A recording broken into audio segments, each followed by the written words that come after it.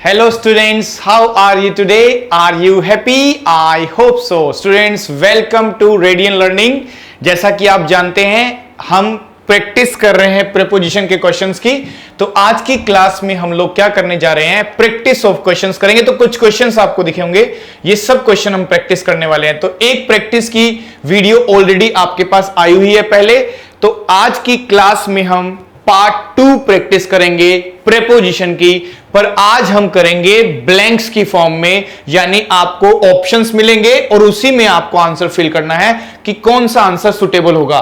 तो आपके एग्जाम में कभी कभी क्वेश्चन इस तरह से होता है कि which part has an error, और कभी कभी वही क्वेश्चन पूछने के लिए हमें ब्लैंक मिलता है जो कि सिंगल, डबल और मोर देन 2 भी हो सकते हैं, जो फिलर आपको मिलते हैं। जो ज्यादा फिलर होते हैं तो उसको क्लोज टेस्ट के नाम से जानते हैं। तो यहां पे सिंगल फिलर मैं आपके लिए लेके आया हूं। आप ध्यान से जितना आपने लॉजिक पढ़ा है प्रीपोजिशन का, उसको अब यूज करना है। तो देखिए फर्स्ट क्वेश्चन हमारा लिखा हुआ है, we thought that the train would be late but it arrived exactly dash time. ठीक है ना। अब देखो लिखा है एग्जैक्टली डैश टाइम, तो इससे समझ में आता है कि आपको अगर कोई चीज समय पर बतानी है कि कोई काम बिल्कुल ऑन टाइम हो रहा है, ऑन टाइम, तो ऑन टाइम की रिस्पेक्ट में, यानी कोई काम बिल्कुल समय पर होता है तो हम क्या लिख देते हैं, on time, exactly on time. तो यानी यहां पे जो सुटेबल रहेगा वो क्या रहेगा, ऑन टाइम। तो आंसर होना चाहिए डी। इन टाइम का मतलब होता है थोड़ा पहले, और एट का मतलब होता है डेफिनेट टाइम। तो यहां हमें इसमें लिखना था ऑन टाइम, एग्जैक्ट टाइम। तो एग्जैक्ट टाइम के रिस्पेक्ट में लगाएंगे। Okay dear student, next question. It is my pleasure to congratulate you, it is my pleasure to congratulate you dash your success. तो आप देखो यहां पे एक वर्ब यूज की गई है कॉन्ग्रेचुलेट, और कॉन्ग्रेचुलेट के साथ हम प्रीपोजिशन यूज करते हैं ऑन। क्या यूज करते हैं, ऑन। तो आंसर क्या होगा हमारा, सी, यानी कॉन्ग्रेचुलेट के साथ ऑन प्रीपोजिशन हो जाता है बिल्कुल फिक्स। इसको बोलते हैं फिक्स प्रीपोजिशन। क्या बोलते हैं, फिक्स प्रीपोजिशन। आगे देखिए, इट इज 2:30 यानी 2:30 डैश माई वॉच। अब देखो इसमें आपको लिखना चाहिए विद इन बाय एट। तो अगर हम देखें कि मेरी घड़ी में इतना समय हुआ है, तो आप सोचोगे इन माई वॉच या फिर कहोगे ऑन माई वॉच। लेकिन ध्यान रखना, आपको एक रूल हमेशा ध्यान रखना है कि अकॉर्डिंग टू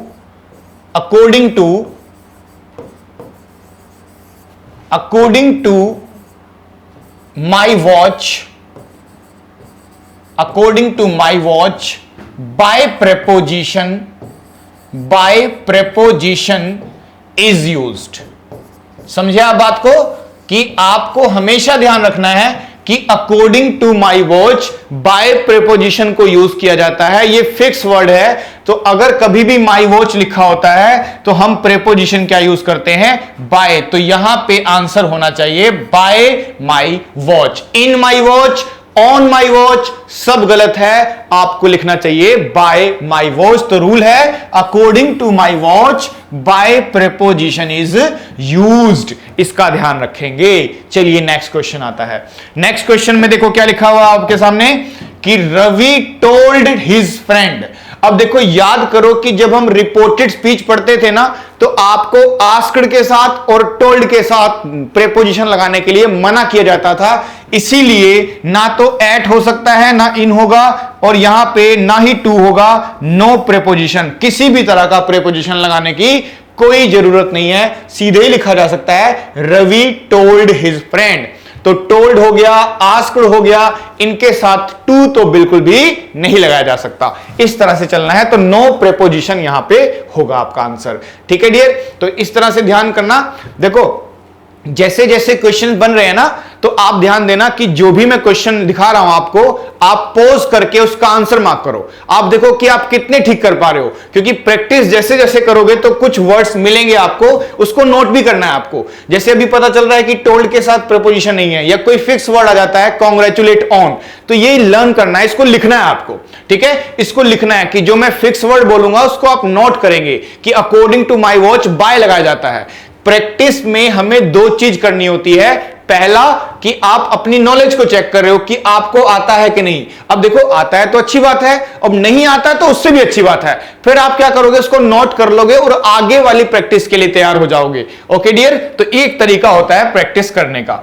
चलिए जो नेक्स्ट क्वेश्चन लिखा है, the poet described dash the spring season. हमने कुछ वर्ब्स की लिस्ट बनाई थी ना, एंटर, डिस्कस, डिस्क्राइब, इनके साथ नो प्रेपोजिशन, नो प्रेपोजिशन, तो आंसर होना चाहिए सी। सी, यहां पे किसी भी तरह का प्रेपोजिशन लगाने की कोई जरूरत नहीं पड़ेगी, और खास करके जो ज्यादा सुटेबल लगेगा आपको वो क्या होगा, बी। लेकिन जैसे लिखोगे गलत हो जाएगा, आंसर गलत माना जाएगा। यहां होगा नो प्रेपोजिशन, लगाने की जरूरत नहीं है आपको। Okay, we disposed as our old furniture। अब डिस्पोज का मतलब क्या होता है, या तो बेच देना या ट्रांसफर कर देना, तो ये कुछ इसका मीनिंग बनता है। लेकिन इसके साथ एक प्रेपोजिशन फिक्स्ड होती है कि जो डिस्पोज वर्ब है ना, जिसका मीनिंग नष्ट करना है, जिसका मीनिंग एक तरह से सेल करना भी होता है, इसका मीनिंग ट्रांसफर करना भी होता है, तो आप देखना इसके साथ प्रेपोजिशन ऑफ फिक्स है। पर कभी कभी आपको डाउट पता क्या होगा, आप सोचोगे कि सिंगल एफ सही रहेगा कि डबल एफ सही रहेगा। अब आपको लगेगा यहां ऑफ डबल एफ होना चाहिए, वो गलत है। यहां पे फिक्स वर्ड है ऑफ, यानी सिंगल एफ होना चाहिए। जहां मैं बोल दूं ना फिक्स प्रेपोजिशन, वहां कोई रीजन नहीं, कोई लॉजिक नहीं, उससे कोई फर्क नहीं पड़ता कि क्या लगा रहे हो, तो आप ऑफ नहीं, यहां पे फिक्स वर्ड क्या यूज करोगे, सिंगल एफ। यानी डिस्पोज के साथ ऑफ प्रेपोजिशन फिक्स्ड होता है, पर सिंगल एफ होना चाहिए, डबल एफ नहीं होना चाहिए। इस बात का ध्यान रखेंगे। चलिए जी नेक्स्ट वर्ड, ही असेंटेड लिखा आ गया। असेंटेड का मतलब क्या हो गया कि एक्सेप्ट कर लिया, ठीक है। तो ही असेंटेड माई प्रपोजल, मतलब उसने मेरे प्रपोजल को एक्सेप्ट कर लिया। एज, क्योंकि इट वॉज वेरी अट्रैक्टिव, क्योंकि वो बहुत ही अट्रैक्टिव था तो उसने एक्सेप्ट कर लिया। अब जरा देखो यहां लिखा है असेंटेड, तो असेंटेड से याद रखो एक फिक्स प्रेपोजिशन बनता है, तो असेंटेड इन लिखना गलत है, असेंटेड एट लिखना गलत है, और प्रेपोजिशन चाहिए क्योंकि फिक्स प्रेपोजिशन बन रहा है, और वो फिक्स प्रेपोजिशन होता है टू। असेंटेड के साथ याद करना पड़ता है आपको टू, फिक्स प्रेपोजिशन। जैसे लिसन टू होता है, ऐसे ही असेंटेड टू यूज करना चाहिए आपको प्रेपोजिशन, इसको बोलते हैं फिक्स प्रेपोजिशन। फटाफट से अपने आंसर मार्क करते रहने हैं, और जो नया वर्ड मिलेगा, जैसे असेंटेड मिला हमें, अब देखो ऐसा मत समझना कि हमेशा पास्ट फॉर्म होगी। असेंट लिखो, असेंटेड लिखो, असेंटिंग लिखो, वर्ब की कोई भी फॉर्म हो सकती है, उससे कोई फर्क नहीं पड़ता, लेकिन आपको टू लगाना मैंडेटरी है क्योंकि इसके साथ फिक्स प्रेपोजिशन बनती है टू। चलिए जी next question, despite dash repeated warning. अब देखो फिर से एक ध्यान आ रहा है, देखो कितना ज्यादा एग्जाम में ये वर्ड आता है डिस्पाइट। अब देखो डिस्पाइट और इंस्पाइट, इनमें कंफ्यूजन हमेशा बना रहता है आपका। देखो मैं आपके सामने लिखता हूं, एक तो इंस्पाइट ऑफ, ठीक है, इंस्पाइट ऑफ, और एक मैं आपके लिए लिख देता हूं डिस्पाइट, डिस्पाइट ऑफ। तो आप ध्यान देना कि कुछ इस तरह के वर्ड होते हैं, कुछ इस तरह के वर्ड होते हैं, इंस्पाइट ऑफ और डिस्पाइट ऑफ। तो क्या है कि इंस्पाइट ऑफ हम बिल्कुल बिगिनर से पढ़ते आ रहे हैं। जब हमने 10th पढ़ा, 12th पढ़ा, कॉलेज में गए, तो हमें इंस्पाइट ऑफ तो दिखाई दिया, लेकिन फिर देखा कि डिस्पाइट ऑफ भी तो होता है। लेकिन खास बात यह रहती है कि आप इंस्पाइट में तो ऑफ लगाते हो, लेकिन डिस्पाइट में ऑफ लगाना क्या माना जाता है, गलत, वो गलत है, यानी ऑफ नहीं आएगा। तो अगर डिस्पाइट लिखा है और ऑप्शन में देखो लिखा क्या है, एट लगा है, ऑफ लगा सकते हो क्या, नहीं, नो प्रेपोजिशन लगाने की जरूरत ही नहीं पड़ेगी, वो सफिशिएंट है पहले ही। भाई इंस्पाइट होता तो ऑफ लगाएंगे, लेकिन डिस्पाइट लिखा है तो ऑफ लगाने की कोई जरूरत नहीं है। ऐसे ही देखो आपने देखा होगा कि हम एक वर्ब यूज करते हैं कंसिस्ट। क्या होता है कंसिस्ट? कंसिस्ट का मतलब होता है किसी चीज से मिलकर के बने होना। तो कंसिस्ट के साथ एक प्रेपोजिशन लिखा जाता है ऑफ, अब उसका सेम मीनिंग कन्वे करता है कंप्राइज। एक फिर से आता है आपके सामने कंप्राइज, और कंप्राइज के साथ भी हम क्या लगा देते हैं, ऑफ, ये हो गया। ऐसे ही आपने देखा होगा एक आप यूज करते थे वेट, उसके साथ हम लगाते हैं फॉर, और एक होता है अवेट, अवेट, अवेट के साथ भी क्या लगाते हैं हम लोग, फॉर। तो अब ध्यान रखें कि क्या क्या बातें ध्यान देनी है, जरा देख लो। आप ये ध्यान रखें कि जैसे ही बात आती है कंसिस्ट, तो ऑफ जरूर जरूर जरूर लगाना चाहिए। फिक्स प्रेपोजिशन है, यहां कोई दिक्कत नहीं है। लेकिन सेम मीनिंग किसका बन रहा है, कंप्राइज के साथ। दोनों का मीनिंग तो बराबर है, लेकिन कंप्राइज के साथ नो प्रेपोजिशन ऑफ लगाने की जरूरत नहीं पड़ेगी। इसी तरह से इंस्पाइट ऑफ होगा, डिस्पाइट ऑफ गलत है। ऐसे कंसिस्ट ऑफ होगा, लेकिन कंप्राइज ऑफ गलत माना जाता है। अब देखो, वेट फॉर बोलते हैं ना, I am waiting for you, ऐसा बोलते ही हम, बिल्कुल सही है। लेकिन क्या अवेट फॉर बोलना चाहिए, जी नहीं, ऐसा बोलना तो गलत है, ऐसा नहीं बोला जाता, ठीक है ना। तो वेट फॉर होगा, अवेट फॉर नहीं होगा। तो ध्यान रखें, आप इनको भी ध्यान रखें, ऐसे ऐसे क्वेश्चन आपके सामने आने वाले हैं, ठीक है ना जी। तो ये 6 इंपॉर्टेंट वर्ड है जो एग्जाम्स में आते हैं, इसको ध्यान रख लेना आप। चलिए जी, आगे नेक्स्ट वर्ड आ गया कि आई विल अवेल। क्योंकि देखो, मेरा मोटिव सिर्फ प्रैक्टिस करना नहीं है, प्रैक्टिस के साथ साथ सिखाना भी है। तो आप जब क्वेश्चन को डील करते हो, तो मैं आपको एक तो चांस दे रहा हूं कि आप बनाओ प्रेपोजिशन कि कौन सा लगाना है, आप अपनी नॉलेज को चेक करो। लेकिन अगर आप नहीं बना पा रहे हो, तो मुझे बताना है कि वो क्यों होगा, और उससे मिलते जुलते कुछ और वर्ड्स भी हैं, तो मैं डेफिनेटली आपको बताऊंगा, ताकि आगे वाली प्रैक्टिस आपकी अच्छी हो जाए। I will avail, I will avail. अब देखो, अवेल एक वर्ब निकली, very important verb, very very important verb है ये आपके लिए। आप कह सकते हो इसका मीनिंग होता है लाभ उठाना। अवेल का मतलब क्या होता है, लाभ उठाना, ठीक है। अब अवेल तो मिला हमें। अब अवेल का कंडीशन यह है कि इसके बाद सबसे पहली चीज कि एक रिफ्लेक्सिव आना भी मैंडेटरी है। इसके साथ क्या लिखा जाता है, रिफ्लेक्सिव वर्ड। रिफ्लेक्सिव वर्ड का मतलब रिफ्लेक्सिव प्रोनाउन। और दूसरी चीज, इसके साथ आपको प्रेपोजिशन के मामले में क्या लिखना पड़ता है, ऑफ, यानी ये कंडीशन मस्ट बी सेटिस्फाइड, ये पूरा होना चाहिए। अब देखो, अवेल आया तो रिफ्लेक्सिव आएगा, और रिफ्लेक्सिव के साथ ऑफ आएगा। यानी ऐसे नहीं कर सकते कि पहले अवेल लगा दिया, फिर ऑफ, फिर रिफ्लेक्सिव, वो गलत कॉम्बिनेशन है, ऐसा गलत है। तो जरा देखो, अब अवेल के बाद ऑफ अकेला आएगा क्या, नहीं आएगा, क्योंकि रिफ्लेक्सिव नहीं है। फिर ऑफ लिखोगे डबल वाला, वो तो गलत ही हो गया, क्योंकि सिंगल एफ आना चाहिए। अब एक लिखा है ऑफ माई सेल्फ, एक लिखा है माई सेल्फ ऑफ। तो मैं बोल रहा हूं ना कि पहले रिफ्लेक्सिव आएगा, फिर ऑफ आएगा, तो आंसर हमेशा क्या माना जाएगा आपका, डी आंसर होगा। आंसर डी होगा, क्योंकि पहले रिफ्लेक्सिव आता है, फिर आना चाहिए, क्या आना चाहिए, ऑफ। अब बच्चे कह रहे सर रिफ्लेक्सिव होता क्या है, सेल्फ वाले वर्ड्स को बोलते हैं। ही का हिमसेल्फ होता है, शी का हर सेल्फ होता है, यू का योर सेल्फ होता है। अगर जो आप यहां आई लिख रहे हो तो माई सेल्फ आएगा, यू लिखोगे तो योर सेल्फ आएगा, वन लिखोगे तो वन सेल्फ आएगा, शी का हर सेल्फ हो जाएगा। सेल्फ वाले वर्ड को बोलते हैं रिफ्लेक्सिव वर्ड, तो वो भी आना जरूरी है। कभी कभी ऑफ लगा होता है, रिफ्लेक्सिव वर्ड नहीं लिखा है, कभी कभी ऐसा कॉम्बिनेशन मिलेगा आपको। तो आपको रूल याद है अगर, तो आप गलत नहीं करोगे। वेरी इंपॉर्टेंट, ध्यान से इसको नोट कर लो, कोई दिक्कत नहीं आएगी। ओके डियर, आगे देखते हैं नेक्स्ट। अब नेक्स्ट देखिए, she can dash any difficult situation as she is a brave heart, कि वो किसी भी डिफिकल्ट सिचुएशन को हैंडल कर सकती है, उसको फेस कर सकती है, क्योंकि वह एक ब्रेव हार्ट हो गई, ठीक है ना। अब देखो, आपके सामने ऑप्शंस क्या है, कॉप अप विद होगा, कॉप विद होगा, पुट अप विद होगा, या बोथ बी एंड सी होगा। अब यहां कंफ्यूजन हो गया आपको। तो देखो, कॉप लिखा हुआ है, तो एक बात ध्यान रखना कि कॉप के साथ मैं विद लिखता हूं, ठीक है जी, और मैं कोप के साथ अप लिखता हूं। तो आप ध्यान देना, ऑलमोस्ट, थोड़ा बहुत माइनर अंतर हो सकता है, लेकिन ऑलमोस्ट इनका एक ही मीनिंग बनता है, टू फेस, टू फेस, या फिर कह सकते हैं टू हैंडल, टू हैंडल, यही मीनिंग बनता है इनका, ऑलमोस्ट यही मीनिंग बनता है। चाहे आप कोप विद लिखो, चाहे कोप अप लिखो, इनका एक ही मीनिंग बनता है। और अब ध्यान दें कि अगर मैं कोप अप विद इकट्ठा लिख रहा हूं, तो ये तो गलत हो जाएगा ना, या तो मैं कोप अप लिखूं या कोप विद लिखूं। तो आप सोचो, अगर मैं कोप अप विद इकट्ठा लिख रहा हूं, तो दोनों थोड़ी ना लिखूंगा जब अलग अलग है, तो ए तो नहीं होगा आंसर, ये कंफर्म हो गया, ठीक है। कोप अप भी हो सकता है आंसर, ठीक है, आंसर हो सकता है, यानी बी तो आंसर है, बी आंसर सही माना जाएगा। कोप के साथ क्या लिखेंगे, विद।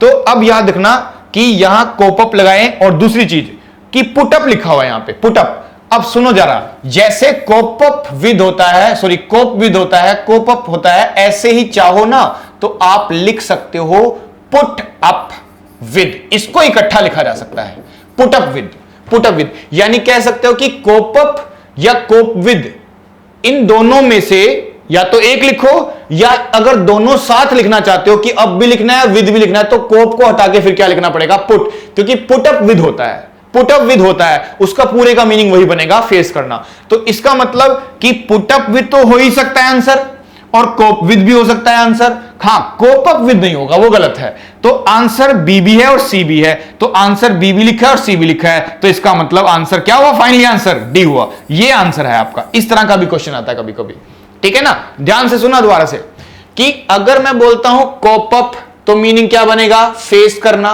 अगर मैं बोलता हूं कोप अप तो भी क्या मीनिंग बनेगा, फेस करना। क्या मैं दोनों को लिख सकता हूं एक साथ, कोप अप विद? नहीं जी, डबल प्रेपोजिशन थोड़ी ना आएगा इसमें। अगर डबल आएगा तो वो गलत है, तो ए तो गलत हो गया। हां, कोप विद आंसर बन सकता है, लेकिन मैंने बोला इनको हटा करके चाहो तो क्या लिख दो, पुट अप विद। उसका मीनिंग भी क्या बनेगा, ये, यानी पुट के साथ दोनों लिख सकते हो आप, उसका मीनिंग बनता है। तो यानी ये भी आंसर हो सकता है। जब आप देखो दो आंसर बन रहे हैं और नीचे ऑप्शन में लिखा है बोथ बी एंड सी, तो किसको सिलेक्ट किया जाएगा, डी को। यानी फाइनली आंसर हमारा ये वाला हो जाएगा। इस तरह से ध्यान देना, ठीक है ना। तो कोप अप बोलो, कोप विद बोलो, या हटा करके बोल दो पुट अप विद, इकट्ठा बोलोगे। लेकिन क्या नहीं बोल सकते, कोप अप विद, वो गलत हो जाएगा। चलिए जी, नेक्स्ट क्वेश्चन। नेक्स्ट क्वेश्चन है ही एक्यूज्ड। एक्यूज का मतलब आप अपराधी घोषित करना, अपराधी होना, ठीक है। तो ही accused dash committing the murder. अब देखो जरा, यहां पे एक्यूज लिखा है, तो क्या फिक्स प्रेपोजिशन याद है आपको?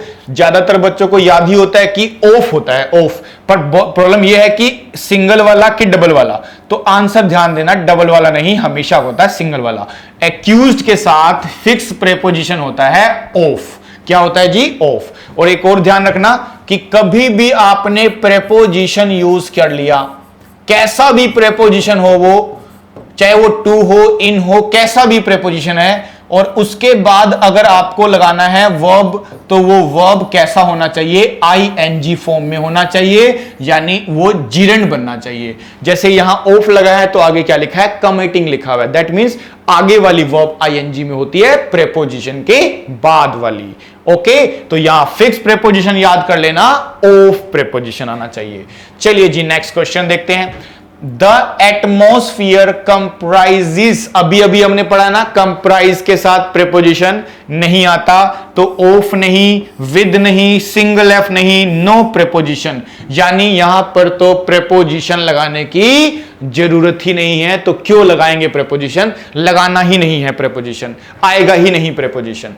चलिए जी, नेक्स्ट क्वेश्चन देखते हैं। He was bereft dash all his possession. bereft का मतलब होता है वंचित कर देना, किसी को हटा देना, यानी कह सकते हैं कि लैक हो जाना, कि उसको रहित कर दिया गया। किससे रहित कर दिया गया, उसके ऑल हिज पोजेशन, उसके सभी अधिकारों से उसको क्या कर दिया गया, वंचित कर दिया गया, रहित कर दिया गया, छुड़वा दिया गया। तो अब आप ध्यान दें, ये जो bereft लिखा हुआ है, इसके साथ भी प्रेपोजिशन फिक्स होती है, दैट इज ऑफ। यानी ए डबल वाला गलत, फ्रॉम गलत, आंसर क्या होगा, सी। और आपको प्रेपोजिशन लगाना है क्योंकि फिक्स प्रेपोजिशन है। आगे के लिए ध्यान रखना, bereft ऑफ, इसका मीनिंग होता है वंचित कर देना, रहित कर देना। तो इसका मतलब he was bereft of all his possession, मतलब अधिकारों, उसके सभी अधिकारों से उसको क्या कर दिया गया, वंचित कर दिया गया। ओके डियर, आगे देखते हैं। A large sign near the entrance warns the visitor to beware bears। अब beware from होगा क्या, bear to होगा क्या, नो प्रेपोजिशन नहीं, ऐसा नहीं। आपने एक सेंटेंस अक्सर सुना होगा, लिखा होता है या बोलते भी हैं कि beware of pickpocket, ठीक है, जेब कतरों से सावधान रहे। beware of लिखते हैं, pickpocket। तो इसका मतलब हुआ कि beware के साथ फिर से प्रेपोजिशन कौन सा आना चाहिए, ऑफ। तो आंसर क्या होगा, सी होगा। यानी सी इज द राइट आंसर। ये सही कॉम्बिनेशन है, इसको ही बोलते हैं फिक्स प्रेपोजिशन। ठीक है जी, आगे देखते हैं next question. He is suffering dash flu. अब यहां पे देखो सफरिंग लिखा हुआ है, सफरिंग के साथ अगर किसी बीमारी का नाम आ जाता है तो आपने याद किया होगा कि विद तो नहीं होता है, क्या होता है, फ्रॉम, यानी सफरिंग फ्रॉम। तब जब किसी बीमारी का नाम आता है सफरिंग फ्रॉम फ्लू हो जाएगा। फिक्स प्रेपोजिशन है कि जहां जहां सफरिंग वहां वहां क्या आता है, फ्रॉम प्रेपोजिशन आएगा।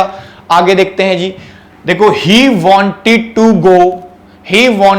गो डैश होम, कि वह घर जाना चाहता था, as he was not well, क्योंकि वो ठीक नहीं था, बीमार था। अब जरा देख लो, होम आ गया यहां पे, तो क्या होम में आप प्रेपोजिशन लगाएंगे, जरा बताओ जरा, क्या होम में प्रेपोजिशन लगाना चाहिए? अब बच्चे कह रहे सर एक बात बताइए कि वैसे तो टू आना चाहिए यहां पे, लेकिन ध्यान देना अब ना ऑफ आएगा, ना टू आएगा, ना ऑफ, यहां पे आएगा डी, नो प्रेपोजिशन, लगाने की जरूरत नहीं पड़ती। लेकिन आप ध्यान दो, आपको पढ़ने में ज्यादा सुटेबल क्या लगेगा कि यहां पे लगा दो गो टू होम, जो कि पढ़ने में अच्छा लगता है, लेकिन गलत है, ऐसा नहीं होता। ठीक है डियर स्टूडेंट, इस बात का ध्यान रखें, ऐसा लिखना गलत होगा, ऐसा नहीं किया जा सकता। तो बड़े ध्यान से इस बात को समझ ले आप, मैं आपको समझाता हूं कि क्या चीज इसमें ध्यान रखनी है आपको। जरा देखो एक चीज ध्यान रखें कि कभी कभी हम इस तरह का रूल बनाते हैं, आपने देखा होगा कि ना आप कोई मूवमेंट की वर्ब यूज करते हैं, कोई ना कोई एक मूवमेंट की वर्ब यूज करते हैं। बच्चे कह रहे सर मूवमेंट की वर्ब कौन सी होती है? जो आप आने और जाने के लिए यूज करते हो। आपने कभी कभी देखा होगा आप गो यूज कर लेते हो, कभी कभी आप वर्ब यूज करते हो कम, कभी रन, तो कभी वॉक, तो कभी गेट। ठीक है, मूव भी एक वर्ब होती है, मूव। तो जब आप ऐसी वर्ब्स को यूज करते हैं ना, तो इन्हीं को बोलते हैं मूवमेंट वाली वर्ब, मूवमेंट शो करने वाली वर्ब होती है ये। तो मूवमेंट के साथ ध्यान रखना, अगर आगे जाके आपको दिखाई देता है डेस्टिनेशन, क्या दिखाई देता है? डेस्टिनेशन। अब डेस्टिनेशन का मतलब क्या होता है? डेस्टिनेशन उस जगह को बोलते हैं जहां हम जाना चाहते हैं, डेस्टिनेशन उस जगह को बोलते हैं जहां हम जाना चाहते हैं। जैसे कि मेरा डेस्टिनेशन इसमें क्या है? होम है। आई वेंट डैश दिल्ली, कि मैं दिल्ली गया, तो मेरा डेस्टिनेशन दिल्ली है। आई वेंट डैश मार्केट, तो मेरा डेस्टिनेशन मार्केट है। तो जहां हम जाना चाहते हैं उसको डेस्टिनेशन बोल देते हैं। अब जरा सुन लो, तो आप जब भी मूवमेंट की वर्ब यूज करो और आगे क्या दिखाई दे आपको? डेस्टिनेशन, तो उस डेस्टिनेशन में हमेशा क्या लगा दिया जाता है? Preposition to. प्रेपोजिशन टू लगाते हैं, हमेशा ऐसे ही लिखा जाता है। जैसे मैं बोलूं शी वेंट डैश दिल्ली, अब वह कहां गई है? दिल्ली, तो दिल्ली गई है, तो दिल्ली तो उसका क्या है? डेस्टिनेशन। और डेस्टिनेशन को दिखाने के लिए हमें क्या लगाना पड़ता है? To preposition. She went to Delhi, हमेशा आपने ऐसा यूज किया है। वह यूएसए गई, तो क्या बोलोगे? She went to the USA. इस तरह से, यानी टू लगाते हैं जब जब हम कहीं आने जाने का यूज करते हैं, कोई मूवमेंट वाली वर्ब यूज करते हैं, तब टू लगाते हैं। लेकिन ध्यान देना कि दो वर्ड ऐसे हैं, सारे डेस्टिनेशन में से दो वर्ड ऐसे हैं जो कि हो सकता है टू को लगवाएं और हो सकता है टू को ना लगवाएं। तो ध्यान देना, अगर मैं दो वर्ड यूज करता हूं, एक होता है आपका होम, ध्यान से नोट कर लो इसको, इंपॉर्टेंट है, एग्जाम्स में आ जाता है। और एक वर्ड होता है आपका एब्रोड। एक वर्ड क्या होता है आपका? एब्रोड। तो एब्रोड का मतलब विदेश होता है, विदेश। तो होम और एब्रोड में अगर मूवमेंट की वर्ब आती है तो टू को यूज नहीं करना चाहिए, तो इसीलिए ध्यान रखना, यहां लिखा है he wanted to go dash home, तो यहां पे गो मतलब मूवमेंट की वर्ब, होम का मतलब डेस्टिनेशन, पर आप ध्यान देखो मूवमेंट वाली वर्ब है और वर्ड होम और एब्रोड लिखा हुआ है, तो टू लगाने की गलती मत करना, नहीं आएगा, गलत है, अलाउ नहीं, ग्रामर में ये गलत माना जाता है। अगर कोई बोलता है शी वेंट एब्रोड, ये सही है कि शी वेंट टू एब्रोड सही है, तो आंसर होगा शी वेंट एब्रोड। टू लगाना गलत है, टू नहीं लगाते, ना तो होम में टू आएगा ना एब्रोड में टू आएगा, दोनों में टू लगाना गलत है। अब बच्चे कह रहे सर हमने तो कुछ बुक्स में देखा है लिखा होता है, अरे वही देखो, टू नहीं लगाना चाहिए, लेकिन ऐसा नहीं है कि कभी नहीं लगाना, लगा सकते हो आप। एक काम करना पड़ेगा बस आपको, जो ये होम लिखा होगा ना, होम, इस होम में आपको प्लस में क्या दिखाना पड़ेगा? पोजेशन। क्या दिखाना पड़ेगा? पोजेशन, अधिकार दिखाना पड़ेगा। यानी होम में अगर हम पोजेशन दिखा दें तो आप मूवमेंट वाली वर्ब में क्या लगा सकते हो? टू लगा सकते हो। बच्चे कह रहे सर पोजीशन क्या होता है? अरे अधिकार को बोलते हैं पोजीशन। एक तो मैं बोल रहा हूं कि मैं घर जा रहा हूं तो I am going to home, नहीं, आई एम गोइंग होम होगा। लेकिन मैं बोलूं मैं अपने घर जा रहा हूं भाई, I am going to my home, बिल्कुल सही है। माई होम का मतलब पोजीशन हो गया। होम अकेला नहीं लिखा मैंने, माई होम। मैं राहुल के घर जा रहा हूं, आई am going dash Rahul's home, Rahul का घर आ गया, राहुल का अधिकार है तो क्या लिखा जाएगा? टू राहुल्स। यानी कहीं ना कहीं अगर होम में पोजीशन लिखा हुआ है, my home, her home, your home, या नाम के साथ Rahul's home, Geeta's home, Priya's home, तो आपको टू लगाना पड़ेगा मूवमेंट की वर्ब के साथ। हां, अकेला लिखा हुआ है, मान लो एब्रोड में तो होगा नहीं ना, होम और एब्रोड अकेला लिखा हुआ है तो टू लगाने की जरूरत नहीं। तो देखो ना, यहां अधिकार थोड़ी ना है, यहां सिंपल लिखा है तो क्रॉस, इस तरह से। तो ये इंपॉर्टेंट सेक्शन है होम का, इसको ध्यान रखना आपने। चलिए तो नेक्स्ट आगे देखते हैं क्वेश्चन क्या है। आगे क्वेश्चन है my father deals dash garment. तो ध्यान रखना, ये जो डील वर्ब है ना, डील, इस डील के साथ हम लोग इन भी यूज कर सकते हैं, ठीक है ना। और इस डील के साथ हम चाहें तो, डील के साथ चाहें तो हम क्या लगा दें? विद लगा दें, एक ही बात है जी। लेकिन मीनिंग फर्क है, मीनिंग में अंतर है। डील इन तब लगाते हैं जब हमारा मोटिव सेंटेंस में कोई बिजनेस से रिलेटेड बन रहा है, व्यापार से संबंधित बात कर रहे हैं तो डील इन होता है।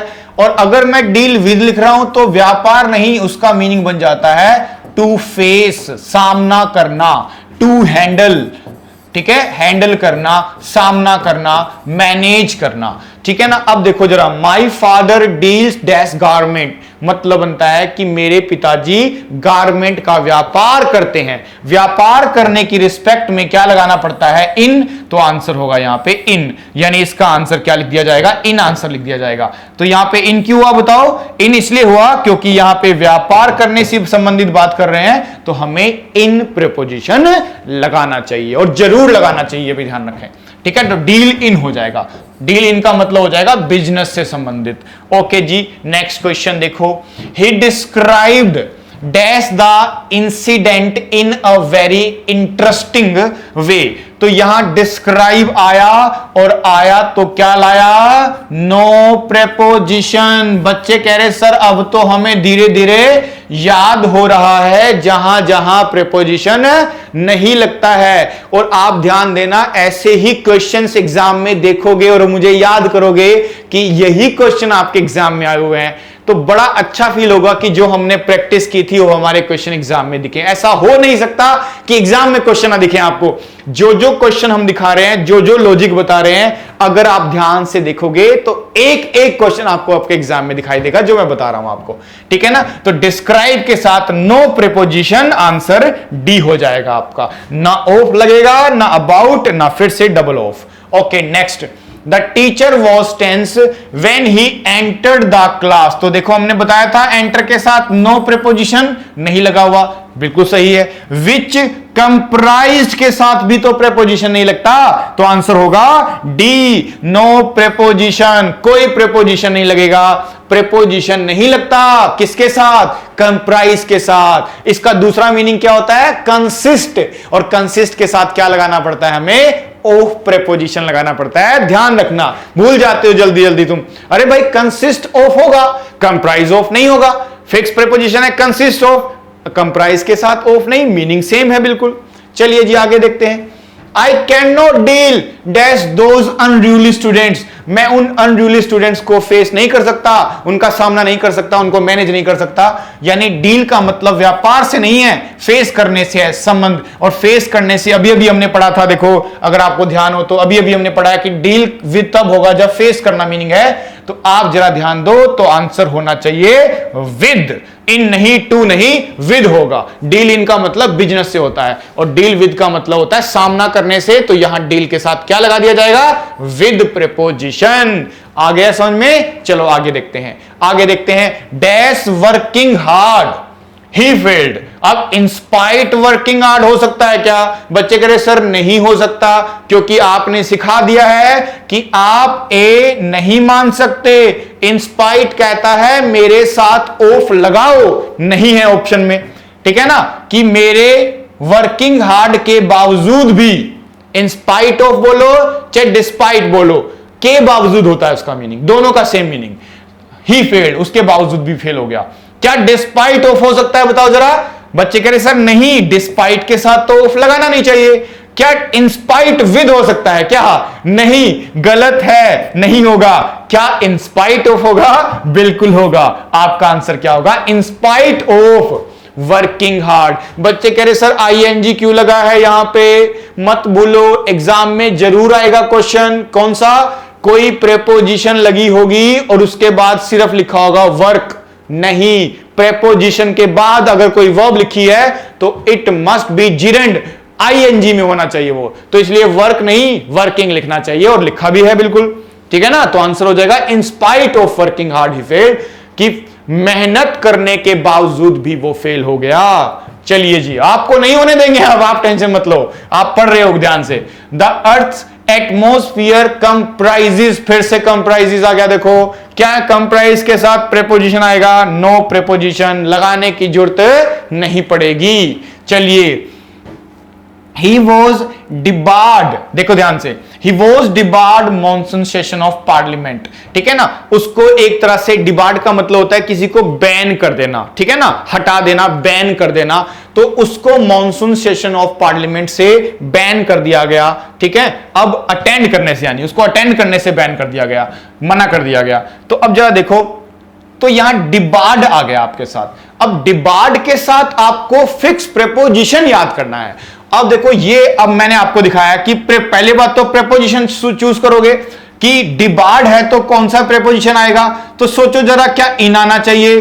हो सकता है इन आए, लेकिन दिक्कत यह आ रही है, चलो इनको हम सही मान ले, तो अटेंड थोड़ी ना होना चाहिए, अटेंडिंग होना चाहिए, क्योंकि प्रेपोजिशन के बाद वर्ब जो आएगी वो आईएनजी होती है हमेशा, तो इसलिए ए गलत। सॉरी, अब टू अटेंड लिखा हुआ है, क्या टू अटेंड होना चाहिए? बच्चे कह रहे सर टू अटेंड कैसे हो सकता है? डिबार्ड में तो टू आता ही नहीं है। डिबार्ड के साथ एक बात तो हमें कंफर्म पता चल गई है कि इन ही आएगा, तो ये तो गलत हो गया। इन आएगा? अरे भाई नहीं, इन नहीं आएगा, ध्यान दो, इन नहीं आएगा। डिबार्ड फ्रॉम होता है, और आप देखो यहां पे लिखा भी क्या है आपका? अटेंडिंग, तो यहां आंसर होगा सी। अच्छा, ऑफ अटेंडिंग हो सकता है क्या? नहीं, ऑफ नहीं होता, इन नहीं होता। डिबार्ड के साथ आप लगाएंगे फ्रॉम, और आगे वाली वर्ब आईएनजी चाहिए, जो कि कहां दिख रही है आपको? सी ऑप्शन में, वही आपका आंसर होगा, डिबार्ड फ्रॉम अटेंडिंग। याद रखना, प्रेपोजिशन है तो आगे क्या आएगा? अटेंडिंग, आईएनजी फॉर्म आना चाहिए, टू प्लस फर्स्ट फॉर्म नहीं आना चाहिए, ठीक है ना। डिबार्ड टू अटेंड हो सकता है क्या? कभी कभी बच्चों को लगता है सर एक वर्ब ये है और दूसरी वर्ब आ गई तो टू लगा दो। भाई टू क्यों लगाओ? डिबार्ड के साथ तो फिक्स प्रेपोजिशन है फ्रॉम, पहले फ्रॉम लगाओ, और फ्रॉम आने का मतलब प्रेपोजिशन आईएनजी आना चाहिए, तो यहां पे फ्रॉम अटेंडिंग हो जाएगा आंसर, ठीक है जी। आगे देखते हैं, we will have to await, अरे वाह जी वाह, अवेट आ गया है।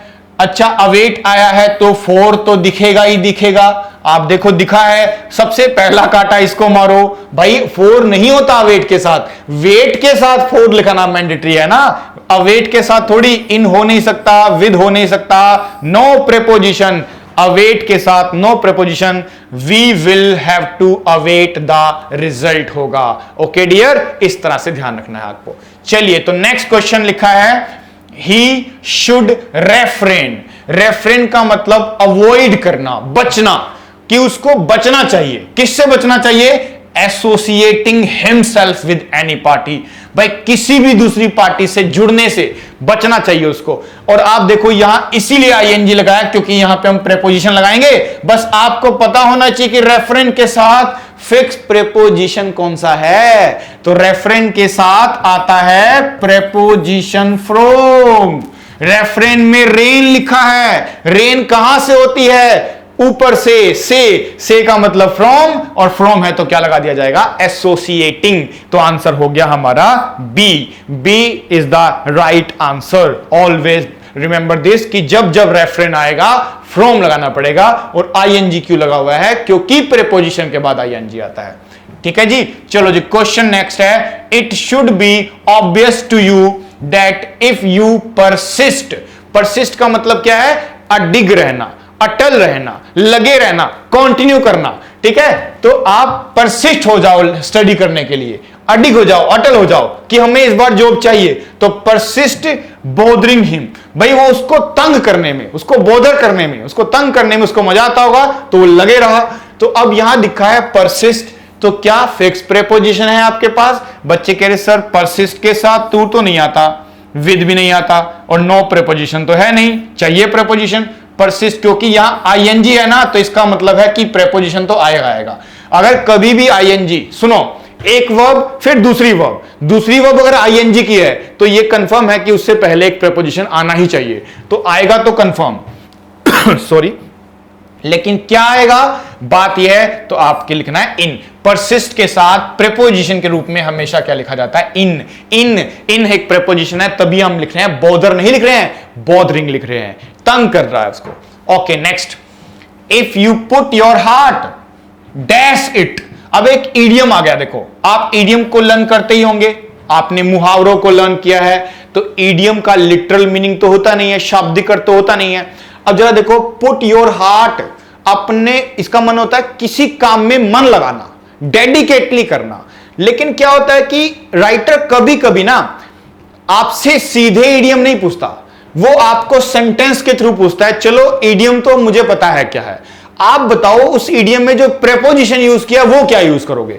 तो जरा ध्यान दो, अगर मैं यहां पे एक चीज लिखता हूं पुट योर हार्ट, तो यहां पे टू इट सही रहेगा कि इनटू इट सही रहेगा? आप सोचो जरा।